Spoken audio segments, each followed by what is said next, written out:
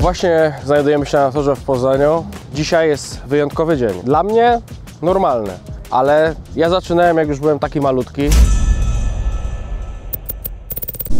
Sześciolatek Jaś Antoszewski przygodę z wyścigami rozpoczął jako czterolatek, podobnie jak Robert Kubica. Więc tor znam jak własną kieszeń. A dzisiaj jest z nami Filip. Filip jest właścicielem tego oto Audi RS3. Możecie już je kojarzyć z poprzednich odcinków, z testów. Dzięki Filipowi mogliśmy ją nagrać. Chciał się dzisiaj przejechać, zobaczyć o co chodzi, o co biega. Filip? Siema. Siema. Cześć. Przyznaj, pierwszy raz na torze? Pierwszy raz na torze. Wiedziałeś jak trafić czy nie? Nie, stałem kurde koło krzaka, gdzieś tam mnie wyrzuciło, no ale nie mogłem dojechać, no. Więc to nie jest tak, że tu jest coś ustawione. Filip naprawdę jest pierwszy raz na torze. Chcę wam pokazać jak to wygląda będąc pierwszy raz na torze. Jak zacząć? Dzisiaj jest aura w miarę ok. Słońce jest trochę za chmurami, tor jest delikatnie wilgotny w niektórych zakrętach. Ale jest taki plus, że jest dosyć mało samochodów, ponieważ jesteśmy poza sezonem, więc tych treningów jest też więcej, Audi jest troszkę mniej, pogoda jest też taka no 14 stopni, 10 stopni, coś takiego, więc nie są to warunki na robienie rekordów, ale jest to fajny moment, żeby zacząć się przygotowywać na przyszły sezon. Właśnie jesteśmy na treningu w Sports Drive, więc jeżeli chcecie, wpadajcie, zapraszamy Was. Filipowi pokażę pierwsze kilka okrążeń, o co chodzi, o co biega, jaka jest nitka. On mi mówił, że już oglądał onboardy w domu, więc to też jest fajna sprawa, rzucić okiem na to, jak idzie nitka, żeby nie było takiej sytuacji, że wyjeżdżamy na tor, a Wy nie wiecie, gdzie są zakręty, prawda? Prawda. No. Ubieramy się, lecimy, montujemy kamery i nagrywamy dalej. Czekaj, zapnę Ci na najniższą. No. Jest git? Musi być. Dasz radę mówić? Przyzwyczaisz się? Nie dam rady chyba mówić, wiesz? Musi być, a może Jeszcze. trochę ten? O. Tak, jeszcze możemy. Lepiej? Teraz lepiej, no. Przynajmniej mogę oddychać chociaż. Olej mam, jakby zabrakło. Pokaż, otwórz. Kurwa, No ale to jest, kurwa, wiesz. zaufaj mi, to jest dużo. Dobra, pokaż to. Puste to jest? Nie, no tam jest poduszka. Dobra, dawaj na fotel pasażera. Ale masz tu kurwa porządek. No.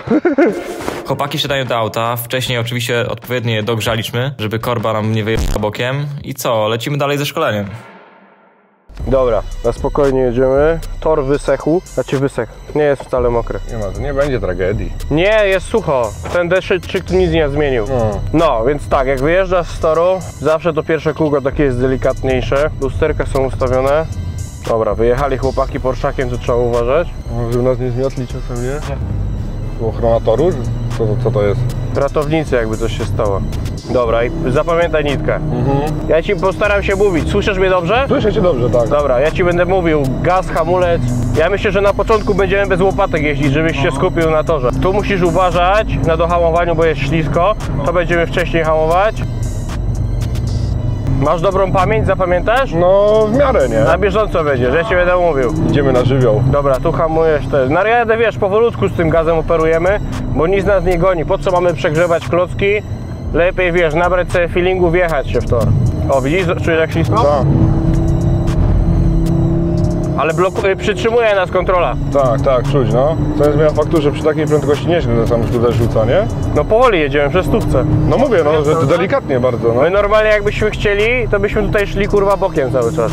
I tutaj jest ślisko, tu jest zawsze mokro. A na hamowaniu, wiesz, ABS cię zatrzyma, to nie jest problem. Kontrola trakcji też jest na tyle, że... O, widzisz?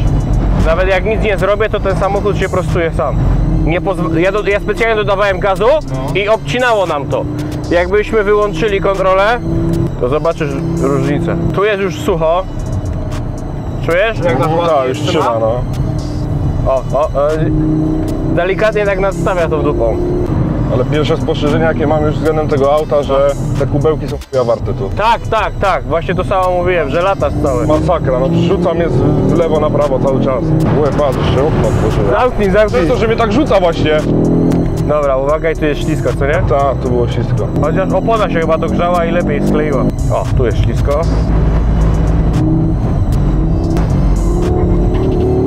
Zupełnie inne zachowanie niż jak żeśmy mieli wyłączoną, bo sportowa pozwala Ci przekroczyć tą granicę, ale szybko Cię prostuje. Teraz zrobimy takie wolniejsze kółko, żeby schodzić i zjedziemy sobie. I ona Ci właśnie to daje, że pozwala Ci ją przesunąć, ale nie pozwoli Ci tego, że złamiesz auto za mocno. No, wiem o co chodzi. Więc na początek jest dobra, później lepiej mieć wyłączoną ją. Ale też ważne, żeby mieć dobrze kierownicę, żebyś szybko czuł, co się dzieje z tym autem. To dobra, to teraz jak? Mów mi, jak mam jechać. W sensie? No jak nauczyłeś się nitki? Tu będzie ślisko trochę, Nie, nie? nie. Zobacz, jedziesz szeroko, do zakrętu, Aha, no to tak, no. starasz się wypuścić do linii. Staraj się na początku nie wjeżdżać na te tarki.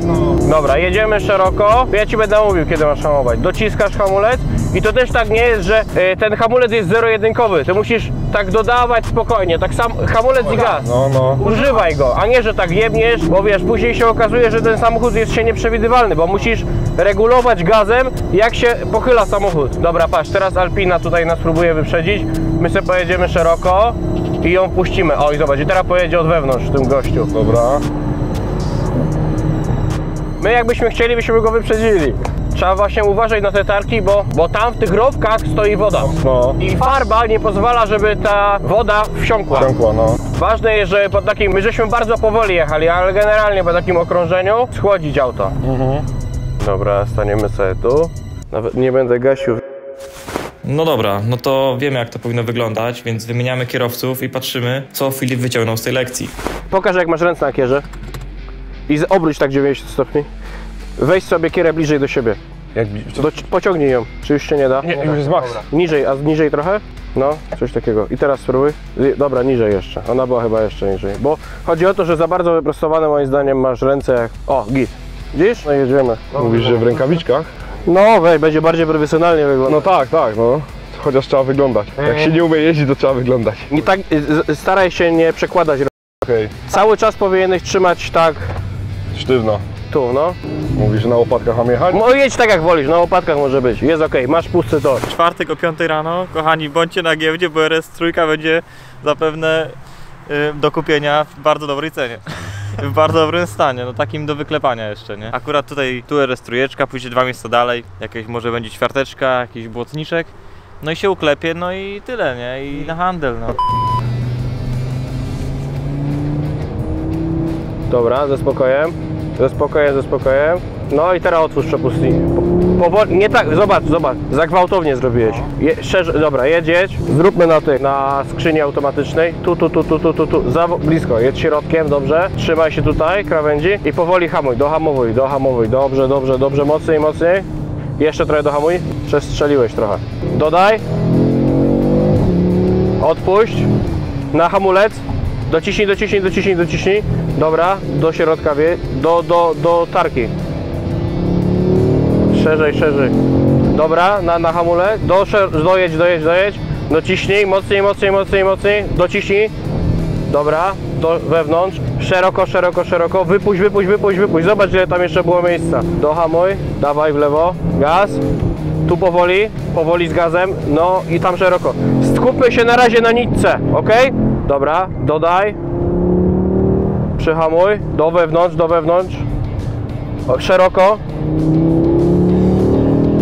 Staraj się jechać tą nitką, co ci mówiłem. Szerzej. Powoli, tu jest ślisko. Szeroko i teraz gaz. Gaz. Jeździ Porszak. Trzymaj się lewej, jedź szerzej jedź. Dobra, i teraz już możesz wjeżdżać. I gaz. Uważaj na niego, bo on zjeżdża. Dobra, dawaj. Dobra, odpuść. Powoli. Dociśnij jeszcze trochę. Dobra, okej, jest. Przejedź tak jak jest. Noga delikatnie na gaz, delikatnie. Jeszcze troszkę. Wypuść szeroko, odkryj. Dobra, odpuść. Noga na hamulec. Dociśnij mocniej. Dobra, i powoli na gaz. Szeroko. I gaz. Dobra, hamuj. Mocniej. Zobacz, jak przestrzeliłeś zakręt. Gaz. Zdejmij trochę. I trzymaj się lewej strony teraz. Cały czas, bo jadą 2 auta za nami. Dobra, dohamuj. Mocniej. Dobra, do wewnątrz. Puść go. I pójdź jeszcze tego następnego za nami. Dobra, i dawaj za nimi. Teraz szeroko. Wypuść. Gaz. Nogę na hamulec. O, do łuku, dobrze, ładnie. Gaz. Powoli, na hamulec i do środka. Mocno. I teraz szeroko. I Dobra, poczekaj. Dawaj do wewnątrz. Za ostro tutaj. Gaz, gaz, gaz, gaz, gaz. Dobra, na hamulec. Dociśnij jeszcze trochę. Odpuść. Odpuść, odpuść. Jak mówię odpuść, to zdejmij z hamulca. Dobra, no. I gaz. Szeroko, szeroko, szeroko. Dobra, hamuj. Jeszcze troszkę. Dobra, puść. Ładnie. Trochę na gaz. Dobrze, jeszcze trochę. Dobrze, dobrze, dobrze. Szeroko, szeroko teraz. Nie, bez gazu. Szeroko. I gaz.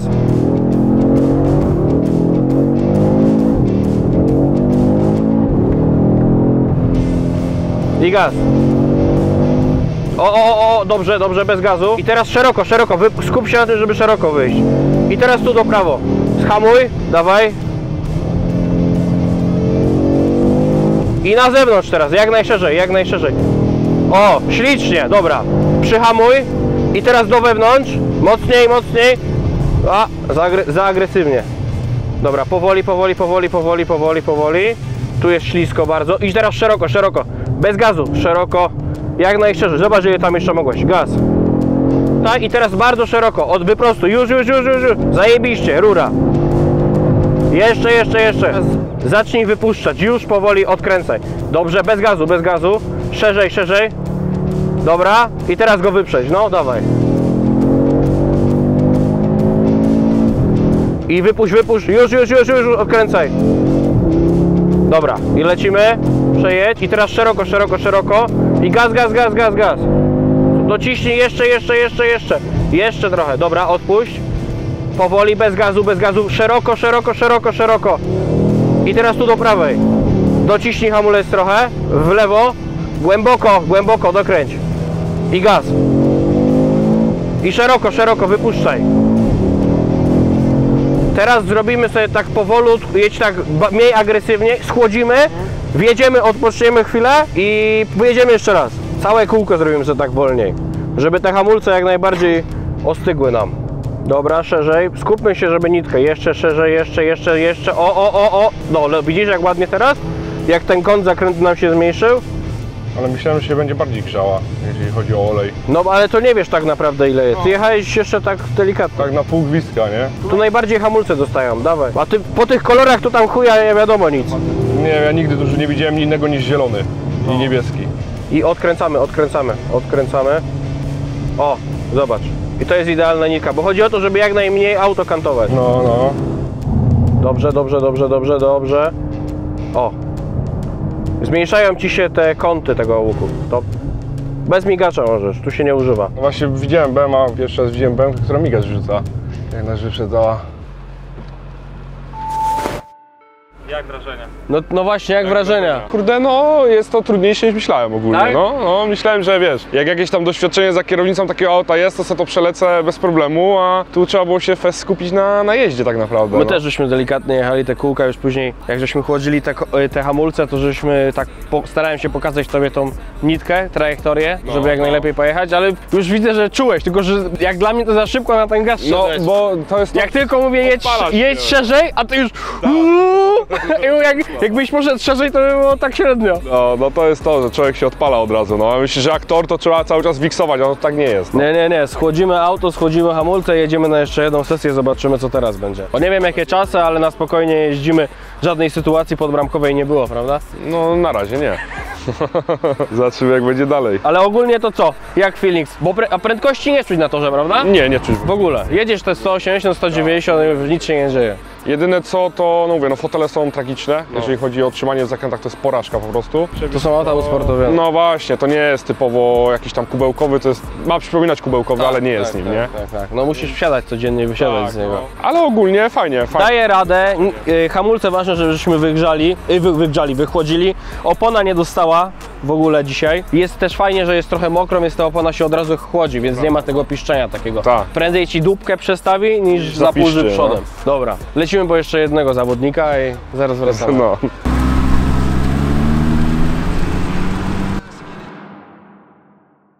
Jest z nami kolejny uczeń. Mamy Filipa, mamy Gerarda. Gerarda kojarzycie z poprzednich odcinków. Przegrał zakład o zegarek, ale nadal go ma, jeszcze go nie oddał.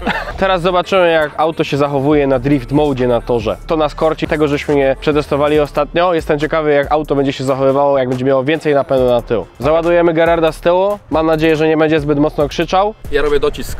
Tak, tak. Będzie powodowało to, że auto będzie się lepiej łamało. 200 kg na tył. Dobra. Mega jazdy. Testy, lecimy. Chyba nie poleci chłopaki bokiem. Co, mogła cię nie puścić jeszcze, bo ja na przykład musiałem tego drift moda włączać 3 razy, nie? Nie, trzeba po prostu No tak, wyłączyć tą drugą trakcję, wiem, tylko nie chciała puszczać i tak w zakrętach.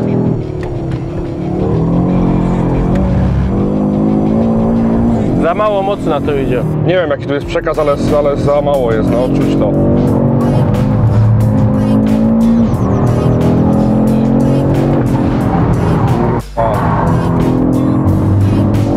Ej, lepiej się prowadzi. Te fotele, które nie trzymają w ogóle, to jest... Gerard, żyjesz? Ej, lepiej się prowadzi, jak jest włączony. No, więcej na dupę. Na tych śliskich to możesz zarzucić. Ale właśnie dlatego chcę tak, wiesz.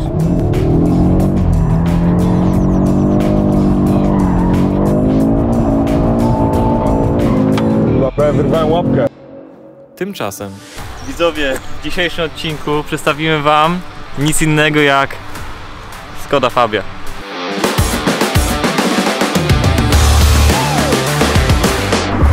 pod maską, 55 koni, podtlenek azotu.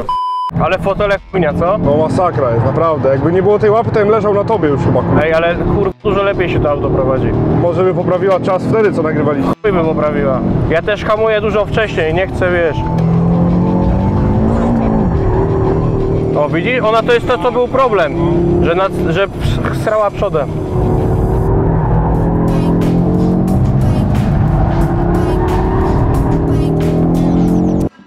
Sportowa linia lamp. Mucha nie siada, lecz pająki siadają.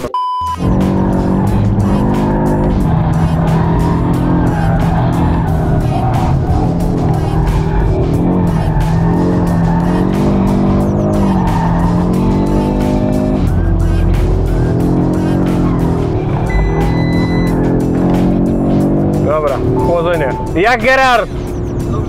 Żyjesz?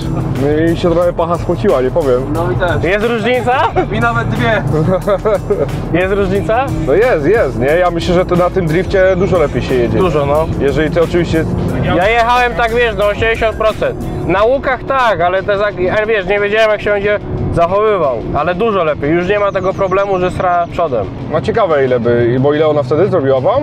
1,50 z haczykiem małem. A dzisiaj jest też mokro, to nie ma co. Widziałeś, żeśmy gdzie były? 2 takie do hamowania, był problem, że auto przestało hamować. Tak, no. ABS się załączał. Ja myślę, że przez to, że Gerarda mamy z tyłu. No to tak dobrze ciągnęło. No to jestem. A widziałeś, jak wykorzystywałem tor? Tak, no. Gerard z tyłu w tym.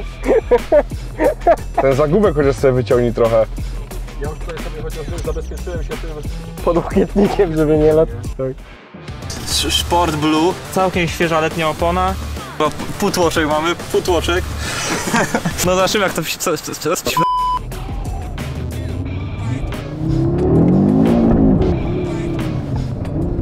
A ty, skoro na przykład nie masz takiego poczucia, że jeśli trochę niedobrze? Nie, no ja jestem przyzwyczajony do takiego, kurwa, wiesz. Kurwa mać tej. Nie chciała. W ogóle. No mówiłem ci, a wyłącz go i włącz i zobaczysz, że zaraz będzie puszczał. I dokładnie tak samo było. Ale kurwa, no Gerard, my żeśmy bez problemu to robili. No mówię ci, musisz go wyłączyć i włączyć i zobaczysz, że... Ale auto całe. Nie, no znaczy albo całe auto, albo ten drift mode jeszcze raz, nie? Może aktualizację musisz systemu zrobić. Nie. Teraz jest sportowa. No. Jedzie ktoś czy nie jedzie? Nie. A to nie jest tak, że jesteśmy za ścieżce? Myślę, że nie. Znaczy może tak być też, swoje kurwa marzymy aktualnie. O, teraz puści. O, chuja. Nie wiem, chuj tam właśnie, nie chcę być. Nie, trzyma w chuj. Kurwa, wpadło też. Mój zapach Audi. Znaczek. Masz go? Czekaj, no mam. Nie ci kurwa z driftów naszych. Nic z tego chłopaki, nie będzie driftów dzisiaj. Ta? Pracujemy na Prodzie Skoda Fabie. Słuchajcie. Pasja, I ręczny. Mikita, trzymaj się.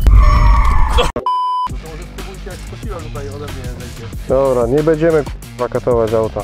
Pojedziemy na tor normalnie. O, widzisz kurwa? Coś się obraził na nas napęd. On nie chce pójść bokiem! Za dużo ważymy! Okej, 400 koni jest? Jest. Tryb driftu mamy? No mamy. Ale no niestety mamy też masę i to trochę za dużo tej masy.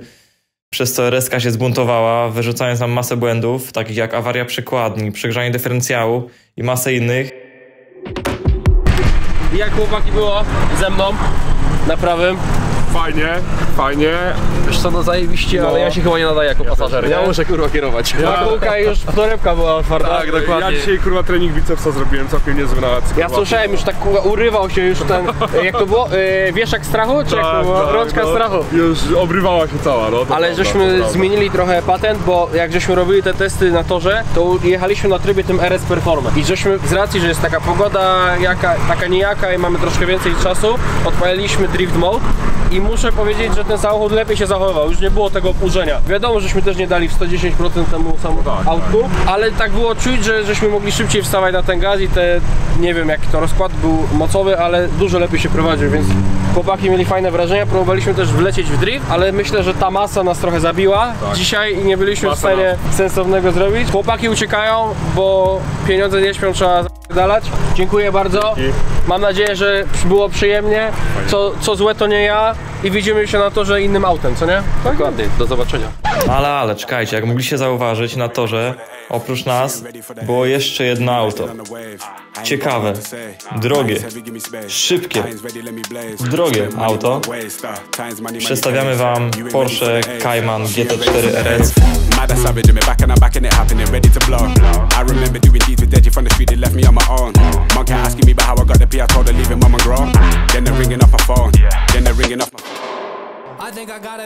Słuchajcie, trafiła nam się nie lada okazja. Mamy GT4 RS-a na torze. Chodźcie, zobaczymy jak z zewnątrz i z bliska wygląda ten samochód. Widać tutaj ma wloty, ciekawe gdzie one prowadzą. Chodźcie, zobaczymy ten przedni splitter jak wygląda, jak jest zachowany. Powiem tak z drobiazgów wam, tutaj generujemy dużo docisku tym autem. Tutaj te wloty przy splitterze powodują to, że to powietrze omija oponę i nie powstają takie zawirowania. Tu zobaczcie jakie drobiazgi są nawet. Mamy specjalną kratkę, która jest w plastrach miodu, ona jest dużo bardziej wytrzymała i przy tym lekka. Zobaczcie, tu jest nawet taka specjalna listewka, bo powietrze, które przelatuje tutaj przez chłodnicę, tak jak w kapówce jest, przez chłodnicę. Jakby to powietrze przelatywało tutaj, to by powodowało, że ten wylot nie potrafiłby wypuścić tego powietrza. Ta listewka powoduje to, że to powietrze się podrywa i pozwala na to, żeby to powietrze wyleciało. Jak już jesteśmy tutaj przy przodzie, przy aerodynamice, mamy wyloty u góry po to, żeby ciśnienie wyleciało. Również mamy kolejne wyloty, zobaczcie, tutaj. Zobaczcie jak ten zderzak jest podcięty po to, żeby to powietrze wylatywało sobie tutaj z boku. Zobaczcie jaką mamy przepotężną tarczę. Tarcze są stalowe po to, bo ceramika nie dała rady by w takich warunkach. Felgi są chyba magnezowe, tak mi się wydaje. Z jakimś tutaj, to jest naklejka akurat. Tutaj mamy również wyloty z chłodnic i to powietrze sobie ładnie tutaj wylatuje. Auto ma koła skręcone, więc tego nie widać, ale normalnie licuje się ładnie i wylatuje. Tutaj kolejna kierownica powietrza. Zobaczcie, tutaj to powietrze, które leci, ono ucieka, to gorące powietrze ucieka sobie z boku po to, żeby generować docisk. Lusterka też zobaczcie jak Porsche przemyślało. Mają tutaj przeloty powietrza, żeby jak najmniejsze te opory powietrza były. Kolejna sprawa. Tu jest kolejny wlot. Gdzie ten wlot prowadzi? Ten wlot chyba prowadzi do kolektora ssącego, tak mi się wydaje. Nie wiem jak są rozwiązane tutaj chłodnice. Wydaje mi się, że to leci do kolektora ssącego, ponieważ silnik, zobaczcie gdzie mamy silnik. W Caymanie, w GT3, w 911 silnik jest gdzieś tu umieszczony. A w Caymanie GT4 RS silnik znajduje się między osiami, więc Cayman jest bardziej przewidywalny. On ma trochę mniej mocy, ale jest bardziej przewidywalny. Tu mamy, tak mi się wydaje, wlot właśnie do tego powietrza. Tutaj mamy wlot, tu jest chyba wlot do chłodnic wody. Również mamy stalową tarczę, 4-tłoczek z tyłu. Zobaczcie, to jest pierwszy samochód, który ma 4-tłoczek. Mamy również spoiler, już tak jak w nowej GT3 jest złapany od góry, tak jak tłumaczyłem, żeby to powietrze pod spodem wykorzystać jak najbardziej, żeby ten docisk aerodynamiczny działał. Tutaj mamy też na klapie delikatny docisk, on też dodatkowo powoduje to, że to powietrze tutaj się spręża, przyspiesza i wylatuje. Dyfuzor jest delikatny, ja już miałem z Caymanem do czynienia. więc dyfuzor jest bardzo podobny. Tutaj można zobaczyć, że ten kanał ciągnie się od płaskiej podłogi do końca aż. Zobaczcie, jak tutaj długo wychodzi, to powietrze się rozpręża tutaj i dociska ten samochód. Z drugiej strony jest dokładnie to samo. Też jest wlot do powietrza, do kolektora ssącego. Tutaj pokażę, jak mamy silnik umiejscowiony. Zobacz, tu mamy fotele, jest ściana grodziowa i już jest pokrywa silnika. Tutaj powinno teoretycznie się wszystko grzać, a jest wszystko chłodne. Fotele mamy karbonowe z pasami szrota, takie jak w kapówce są. Tutaj mamy dwie wersje i mamy normalny pas na ulicę i mamy pasy wyścigowe. Zobaczcie, jest naklejka zamalowana. Ok, czyli tak jak w kapówkach, ten wlot, który tutaj był, wlatuje pewnie do kabiny po to, żeby schłodzić kierowcę, to klima przez to przelatuje. No, ale zobaczcie, cała maska jest karbonowa. Ona jest strasznie lekka. Ciekawe, czy to jest tytanowe. To myślę, że mogli zrobić aluminiowe, a nie stalowe. Ale jest piękne, nie? To jest... Lampy LEDowe nie są chyba. Nie wiem, czy można dodatkowo wykupić. Nie, drzwi są w miarę ciężkie w porównaniu do kapówki, no. Kluczek fajnie tutaj wsadzany od boku. Zobaczmy, dlaczego tak jest, skąd to w ogóle wychodzi, nie? No bo to, z tego co pamiętam, była taka historia, że przemytnicy chyba, żeby szybciej... Nieprawda, jak były wyścigi Porszaków, to dlatego jak było Le Mans, to jak podczas przesiadki kierowców, że nie musieli sięgać daleko kluczyków, to oni wsiadali, od razu tu klikali i jechali prosto. Okej, to tak było. Wsiadali, przełączali, odpalali i jechali od razu. Teraz włącznik masz na tym, na kierownicy, naciskasz przycisk drrrt. Nawet te auta, co jeżdżą w Le Mans, mają tak, że automatycznie jak samochód spada w dół, to się rozrusznik sam załącza. Nie musisz naciskać nic, no. Tylko naciskasz stop, podjeżdżasz, gaśnisz samochód, podnoszą cię, zmieniasz kierowców, wsiadasz i jak spadasz w dół, to auto już się odpala, żeby szybciej. I zostawiasz na biegu. O, zobaczcie, mamy bagażnik nawet. Czyli jest więcej bagażników niż w GT3. No, bo Są dwa bagażniki. Tutaj wlewamy, tu poziom wody jest, tutaj jest olej. Zobaczcie, jak ta rozpórka fajnie jest zrobiona, ona jest skręcana. Rozpórko klatka, bo ona dodatkowo ma zastrzały do tych kielichów tylnych. Super. A Porsche to jest, tak mi się wydaje, z tego mojego doświadczenia, że to jest jedyne auto, które możesz i na tor używać, i na cywilne. Patrzcie, nawet jest napisane, jaki olej tutaj lać. 0W40. Taki drobiazg. Po to są te skrzydła łabędzia od góry, żeby to powietrze, które leci pod spodem, było jak najczystsze, żeby nie było zawirowań. Bo mógłbyś po prostu zrobić tak mocowanie, jak my mamy w BMC, ale przez to powietrze wtedy tutaj jest zawieruszone. I tak samo zobaczcie, tu jest też fajnie zrobiony, jest opływowy kształt, bo można by było zrobić na sztywno, na 90 stopni, ale wtedy to powietrze by uderzało, a tak to powietrze ładnie opływa sobie to mocowanie. I tak samo tutaj mamy. Właśnie jest fajna sprawa, bo te nasze auta, które ja miałem, GT4 Caymany, one miały felgę na 5 śrub, a tutaj GT4 RS ma centralną śrubę. Nawiązują do kapówki. Ja jestem ciekawy, jak wahacz wygląda. Nie wiem, czy będzie widać to na filmie. O, popatrz tutaj, jak jest ukierunkowane, żeby to powietrze z przodu wylatywało. To jest fajna sprawa, gorzej jak ktoś zahaczy o to i to wypadnie. Już nie zawracamy gitary. Prześliczny samochód. Dużo osób się pytało, jak trafić na tor, jak wjechać też. Filip mnie uświadomił, że to jest właśnie potrzebne. Mianowicie nagramy Wam, pokażemy mniej więcej co, gdzie, jak się znajduje na torze, w jakim kierunku dojechać na tor kartingowy, w jakim kierunku dojechać do wieży, gdzie są boksy, gdzie możemy podczas sezonu, podczas wyścigów tam auta stoją i stamtąd ruszamy na tor. Właśnie jedziemy w kierunku bramy, tutaj sobie zawrócimy, pokażemy jak tutaj przyjechać. Tam jest brama, przez tą bramę przejeżdżamy, tam zazwyczaj sprzedają bilety. Jak już przejedziemy przez bramę, podjeżdżamy na wiadukt, pod którym idzie nitka toru. Tutaj po bokach są banery.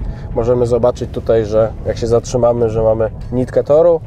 Jest to ostatni zakręt przed wyjściem na prostą startową. Zjeżdżając z wiaduktu, kierujemy się na wprost. Zobaczcie, tutaj jest ładnie rozpisane. Na wprost mamy park maszyn, wieżę, w prawo jest biuro i w prawo jest również tor kartingowy. Pojedziemy sobie w prawo, tutaj zobaczymy, co się dzieje na torze kartingowym. Na tym torze spędziłem też bardzo wiele lat, przecież za dzieciaka. Wiele godzin tutaj wyjeździliśmy niedawno. Też mamy jeszcze go-karta przecież takiego mocnego, więc prowadziłem różne treningi, jeździłem sobie po to, żeby mieć cały czas feeling, żeby móc być coraz szybszym. Przejeżdżamy tutaj, Po lewej stronie jest jakby park maszyn dla go-kartów, mamy też park Fermé. Tutaj jak kończymy wyścig, zjeżdżamy, auta są zamknięte w parku Fermé i sędziowie mogą techniczni spojrzeć, co się dzieje z samochodami. Tutaj mamy właśnie nitkę kartingową, podium kartingowe, boks kartingowy, mamy pierwszy zakręt, mamy również tutaj nitkę przecież rallycrossu. Zobaczcie, tutaj po lewej stronie jest nitka rallycrossu. Nie będziemy tutaj przeszkadzać na torze, bo jest trening i trwają szkolenia, więc nie wjedziemy tam. Tutaj zobaczcie, jest wieża, możemy sobie ładnie oglądać, co się dzieje. Chodźcie, zobaczymy, jak tam w ogóle wejść, co i jak. Tutaj też na tym podium ostatnio chyba stałem na drugim miejscu mojego ostatniego wyścigu w życiu. Zaparkujemy sobie ładnie i pokażę Wam dokładnie, co i jak jest.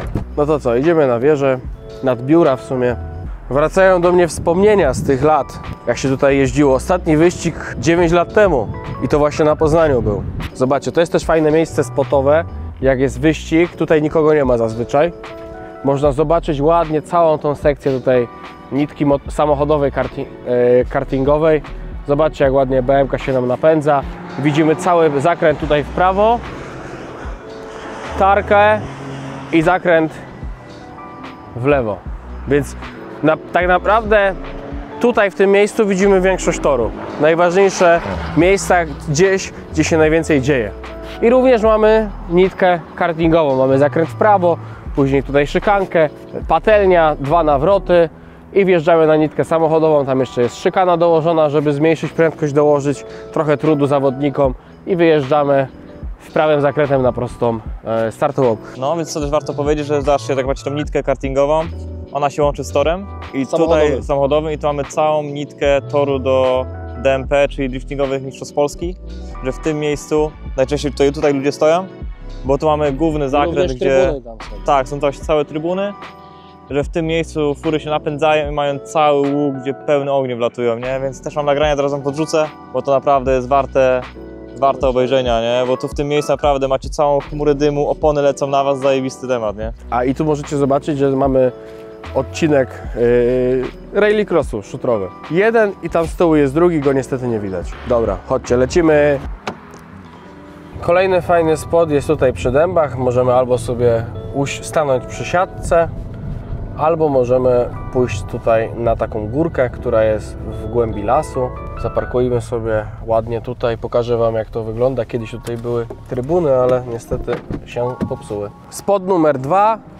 Tutaj zazwyczaj wszyscy rolki walą i wypadają, bo to jest bardzo trudny zakręt. Żeby szybko go przejechać, jest bardzo ciężko to zrobić. Tu często dacha łapie, nie? Na tym zakręcie. Tak. Niektórzy potrafią tam w las polecieć aż. No, zobaczcie, jak tutaj ładnie widać. To jest taki zakręt, no można też powiedzieć, trochę niebezpieczny dla widza, bo jakby coś się wydarzyło, to auto jedzie bezpośrednio na nas. Jak widać w sumie. No i dużo osób właśnie tutaj nie opanowuje auta, zamiata ich i na wyjściu właśnie wypadają tutaj. Dlatego możecie zobaczyć, że tutaj jest więcej trochę miejsca. No a niektórzy potrafią polecieć tam w las. Tutaj jest taka górka i na tej górce walą zazwyczaj dacha, jak już na nią wyjadą bokiem. Fajne miejsce, też fajnie pooglądać, ale myślę, że najlepszy spot jednak jest tam u góry. Bo weźmy pod uwagę, że jak mamy wyścigi, to wszyscy chcą być na starcie, a nikt później nie myśli, co się dzieje dalej. Więc podczas moich wyścigów dużo osób właśnie tam to ogląda. To jest właśnie jedna ze szczątek po jakimś dachowaniu. Wygląda na lusterko od kij. Kijanka, nie? Jak nic poleciała, czyli gdzieś tam dachował, tu poleciał, przekoziołkował się, no i lusterko tu wleciało, komuś pewnie w nogę uderzyło. Kolejną lokalizacją jest tutaj pierwszy i drugi lewy. Zobaczcie. Nie wiem, czy będzie widać. Musielibyśmy okno otworzyć. To jest. Ostatnio miałem taką sytuację w wyścigu, że bardzo musiałem do toalety. No i jak chłopaki pojechali na kółko rozjazdowe, to ja się szybko zatrzymałem, pobiegłem sobie do tego Toyota, zrobiłem co musiałem, no i dalej dogoniłem ich tam wszystkim. A to jest właśnie dla kierowców, czy? Tak, no to jest dla kierowców. No. Czy bardziej tam jak są może, jak w Laskach są leśne skrzaty, takie panienki do... Tak, o tym samym myślałem, to jest dla leśnych skrzatów właśnie. A taka już druga najbardziej oblężona miejscowa, to jest pierwszy lewy. Tutaj zazwyczaj dużo się dzieje podczas hamowania, podczas dohamowania do pierwszego lewego. Tutaj mamy ładną taką trybunkę w zajebistym stanie, tutaj wyremontowaną i fajnie widać, jak samochody napędzają się tutaj po wyjściu z Baba Jagi do pierwszego lewego. Mocne dohamowanie, tu się zazwyczaj dużo dzieje i później możemy zobaczyć wyjście na drugi lewy. Tutaj rozdawane są nagrody dla zwycięzców, jest wjazd na tor, ale tutaj bardziej dla aut wyścigowych i samochodów bezpieczeństwa. No a jeśli chodzi o kibica, możemy wejść sobie na taras widokowy. Pokażę Wam, jak tam widać. Taras widokowy z ładnymi barierkami, cały w ocynku. Tutaj się bardzo dużo dzieje podczas wyścigów. Można zauważyć, że podczas startu kibice najpierw stoją przy tej barierce, a później wszyscy biegną, żeby zobaczyć drugi lewy. Pierwszy lewy i drugi lewy. Tam się dużo dzieje. Zazwyczaj jak są wyścigi tych aut najwyższej klasy, to nie da się tutaj stanąć i zobaczyć. I tak jak widać, ładnie mamy wyjazd na prostą startową. Jak samochody są tutaj poustawiane w rzędach, w naszej klasie, w innych klasach są wyścigi. Start jest stojący, mamy wieżę, gdzie dyrektor nie wiem kto. Ktoś na pewno. Ktoś na pewno. To jest GT4 RS, no. Ale mamy tutaj budkę sędziową, mamy tutaj pierwszą wieżę, od której zależy, czy wyścig zostanie puszczony, czy nie. Również mamy boksy, pod nami są takie boksy bardziej premium, tam jest ciepło, zabudowane, tutaj mamy z bramami, ale w namiotach, Baba Jaga i dohamowanie do pierwszego lewego. Zobaczcie, jak ładnie stąd widać. I zasymuluję Wam, tutaj startuje wyścig i nagle wszyscy biegną na drugą stronę, i żeby obejrzeć, jak samochody z tamtej strony jadą. Dlatego tutaj zobaczcie, jak jest ładnie wydeptane wszystko, jak ta wieża jest taka pochylona od tego ciężaru. A tu mamy wieżę taką obserwacyjną. Również fajnie powiedzieć, że tor ma, nie chcę Was skłamać, ale około 100 kamer, może więcej. I każdy zakręt z kilku kamer jest nagrany. Każdy zakątek toru, ponieważ zależy nam na tym, żeby te wyścigi były jak najbardziej wyrównane, żeby walka była fair play i bardzo fajnie można obejrzeć później każdy incydent z playbacku. Chodźcie, zobaczymy, jak kapówka wyjeżdża na prostą startową. Czy pojedzie pełną rurą? Zobaczcie, jak się ładnie napędza.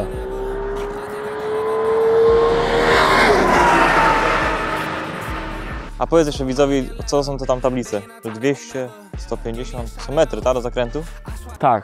A są kolory, załóżmy, że co, że lekki zakręt, potem czerwony to jest jakiś mocny nie ma kolorów. Masz wszystkie te znaki tam, które są, to one są zazwyczaj przed każdym zakrętem i one pokazują, ile jest do zakrętu, ile metrów do zakrętów i na tej podstawie niektórzy kierowcy lepiej są w stanie dohamować do zakrętu.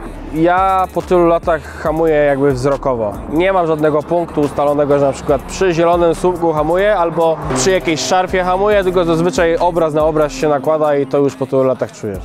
Dobra, temat jeszcze świateł. Czemu jest ich 4? Są 2 czerwone, 2 zielone, 2 żółte? Nie, różnie. Niektóre są tak, że sekwencje się zapala czerwone, czerwone, czerwone, czerwone. Ale czerwone rzędami, tak? Słucham? Pionowymi rzędami. Tak. Ale czasem jest tak, że jest na zasadzie, zależy od tego, jak jest na danej wyścigu. Czasem jest tak, że gasną wszystkie naraz, czasem jest tak, że gasną, od razu się zielone zapalają, w zależności od serii i od regulaminu, jaki jest. Tak się zachowuje. Na zawsze jest na briefingu powiedziane. A tablice z boku tam pokazują czas najlepszy, tak? Nie, ta tablica pod napisem Tor Poznań pokazuje na pewno czas do końca wyścigu, a ta tablica niżej nie wiem, co pokazuje. Myślę, że ona pokazuje numer lidera. To trzeba by było zobaczyć na wyścigu. Żeby inni zawodnicy wiedzieli, kto jest liderem. Że jeżeli wyjedzie safety car, no to wtedy wiesz, kogo masz puszczać, kogo nie puszczasz. Jak jesteś dublowany. Słuchajcie, odcinek ma taką inną formę tym razem. Jest to coś dla mnie nowego, bo ja tu jestem tak naprawdę raz w tygodniu.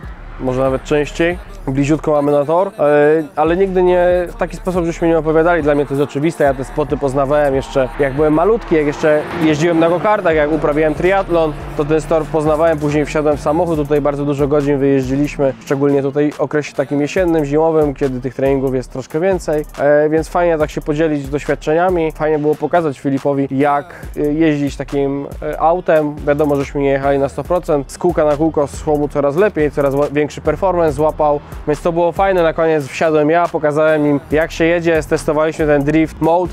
Nie wiem, na ile by wytrzymał napęd w takiej sytuacji na torze, nie chcieliśmy też tego nadwyrężać. Fajnie się prowadziło, nie chciał driftować, myślę, że przez to też, że opony się troszkę dogrzały, więc fajnie też kleiły, auto było dociążone dosyć mocno, ale no piszcie w komentarzach, co byście chcieli jeszcze zobaczyć. Wiemy, że lubicie oglądać te vlogi garażowe, dlatego postaramy się jak najwięcej tego robić dla Was. Sezon na torze się powoli kończy, wiadomo, zostają treningi, jakieś testy, jakieś eventy, ale już zaczyna być zimno, zimno, już ciężko jest coś nagrywać, bo szczególnie też te testy samochodów, bo część nitki toru jest sucha, druga część jest mokra, więc przerzucamy się trochę w system taki zimowy. Może jak będzie okazja przyjechać tutaj w pełnym deszczu albo w śniegu, to też Wam pokażemy co i jak tutaj słychać. Do zobaczenia.